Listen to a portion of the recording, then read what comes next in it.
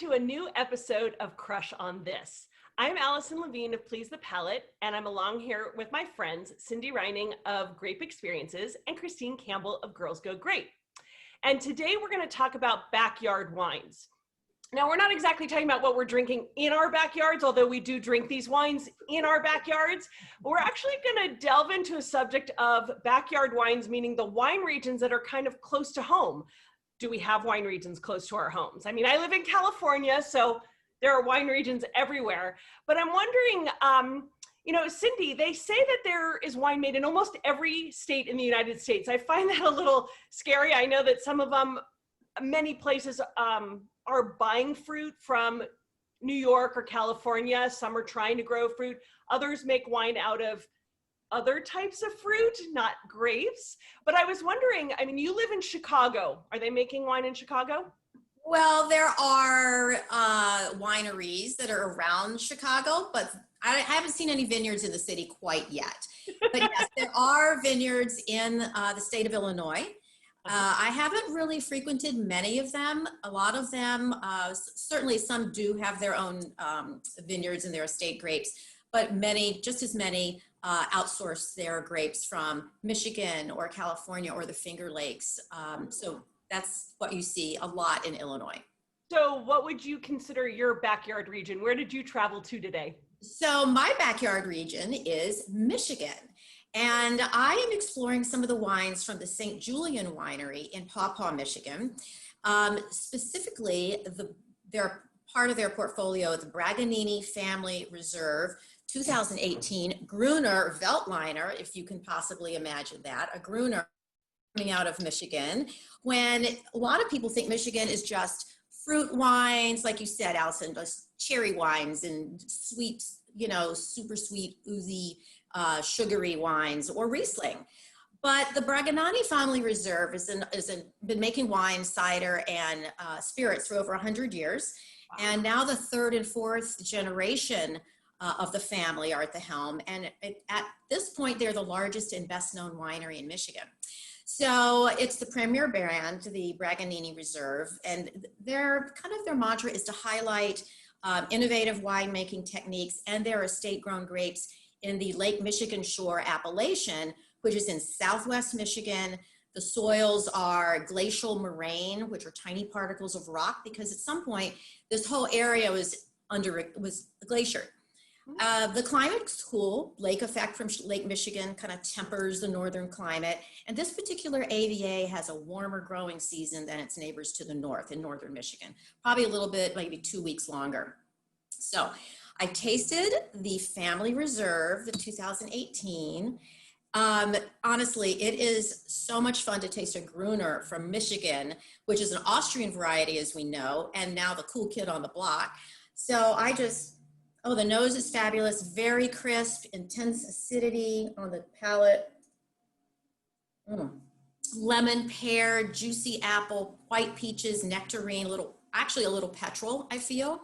It's very young, but they say it can age. So I'm really looking forward to having more down the road and then kind of figuring out, is there going to be honey, toast, maybe some nutty characteristics. So I really want to do more exploring of Michigan wines, but for now, that's my backyard. And what other kind of grapes are they producing, this winery? Well, I do have a few more here. This is their rosé. They call it the Serious Rosé. And it's a blend of Merlot and Chambourcin. Ooh. So I haven't opened that yet, so I'm looking forward to that. And here is a Cabernet Sauvignon. I've not had this one yet from St. Julian yet, but I have had a cab from a winery in northern Michigan. Very nice. And this is the 2017 Meritage. It is a blend. So there are 8 different grapes, and I'm looking forward to exploring that one too. Wow, a lot of diversity in Michigan. Yeah, a lot is going on in Michigan. So I think there's just more to come. Wow, really exciting. Well, Christine, I know you're up in Canada. Do they say the same thing, that are there grapes grown in every region of Canada? No, no, I think we're a wee bit too cold for that. But we have a couple of provinces, absolutely. 3 provinces are absolutely wine growing regions, but British Columbia, where I am, yeah, for sure. Ah, and so, okay, so you're in Vancouver, in British Columbia. What's kind of closest to you? What vineyards are in your proximity? So 67 kilometers away, which is what, 40 miles? I don't know how to do the Like conversion. that? About 40 miles away from my door to the Single Tree Vineyard in Abbotsford. So we have 5 growing regions in British Columbia. The Fraser Valley is one of them, and that is the closest. So that would be what I would consider my backyard. British Columbia, we have 280 great wineries in our province alone. Fraser Valley is starting to make a name for itself. It's plugging along, and every year everything gets a little bit better. So that is what that's where I went, and so I found a 100% estate grown Pinot Gris from Single Tree Vineyards and Winery. So this is exactly 100% estate fruit. And Pinot Gris is the most planted white variety in British Columbia as well. So I thought that that was a nice pairing to bring the most grown and to this region that is kind of my backyard. It's going to be an hour drive, but you know, that's okay. And so it's the Etzel family, and they have a long history in the Fraser Valley of agribusiness. So agribusiness is really big in that region. And so they named their winery and their vineyard after the single tree, which is named for a single harness yoke used on horses to plow fields for farms. So that was quite a nice little homage. And in the glass, it's like the citrus is just flying out of there. Oh, and it's again 2016. So this is a Pinot Gris that's seen a little bit of aging, and so the complexity, I can already smell it. The texture is outstanding. We've got honeysuckle, we've got that lemon rind, almost getting into lemon meringue because of the aging. This is delightful.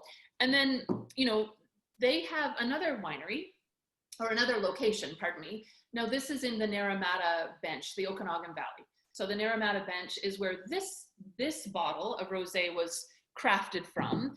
But I wanted just to show that not only do they have one, they're actually putting 2 locations out there to get different fruit from the 2 regions. So kind of cool. So you've got a lot. You just head out of your back door and you've got a lot of wineries to explore. 4 hours away is the Okanagan Valley. An hour and a half on a ferry ride is the Vancouver Island. So Duncan, Cowichan Valley. I've got a lot. Within 4 hours, I can be in a lot of different spots. That's really awesome. Yeah. Well, I mean, I live in Los Angeles, and you guys might think, oh, she's so lucky. She's got Santa Barbara just up the road, about an hour and a half, 2 hours into wine country. I've got Paso Robles, 3 hours. Yeah, they make wine in San Diego County. I've got Napa and Sonoma not so far, and all along the coast.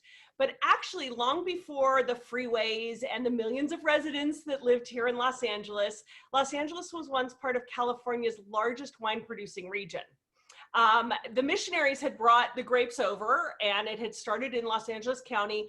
And when you talked about the Los Angeles Viticultural District, that included San Luis Obispo and Ventura County, Santa Barbara, all the way down to Orange County and San Diego. So it was a really large wine producing area. And the first commercial vineyards in California were here in Los Angeles. This was in the 1700s, so we're going back a little bit. And then as we moved into the 1800s, there were about 5,000 acres planted here. And of course, that's really hard to believe since we are a city now. Unfortunately, phylloxera came and kind of wiped out a lot of the industry, as did Pierce's disease. And then, of course, there was that lovely thing called prohibition.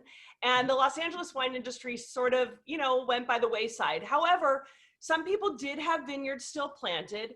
And there are a number of people now focusing on rebuilding the Los Angeles wine industry.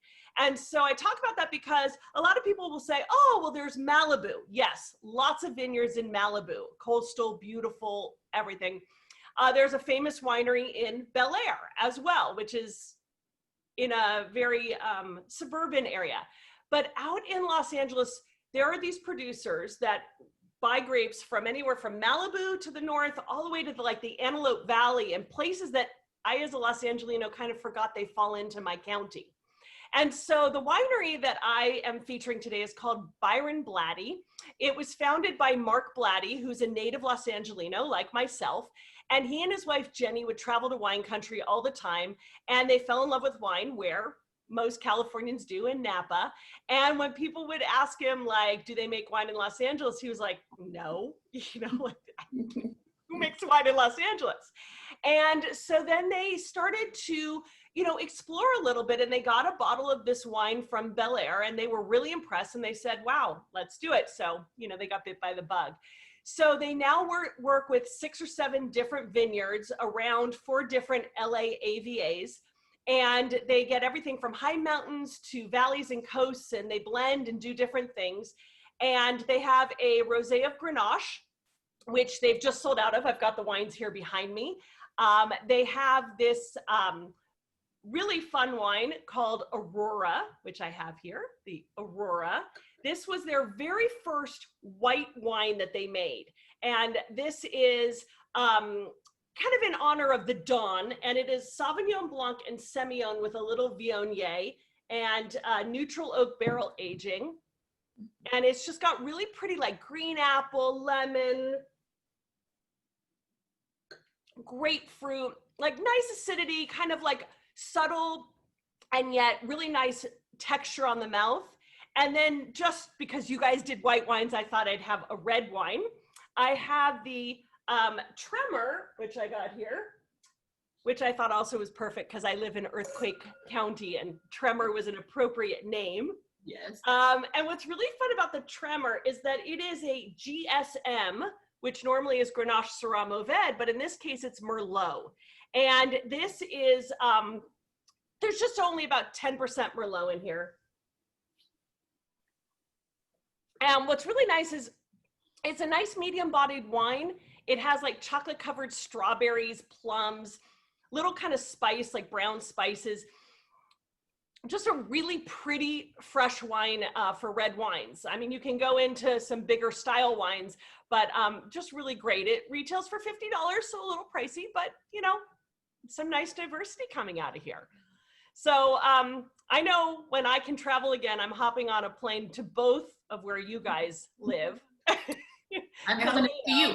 Yeah, I really want to try the Pinot Gris in Vancouver, and I'm fascinated that there's wine in Michigan.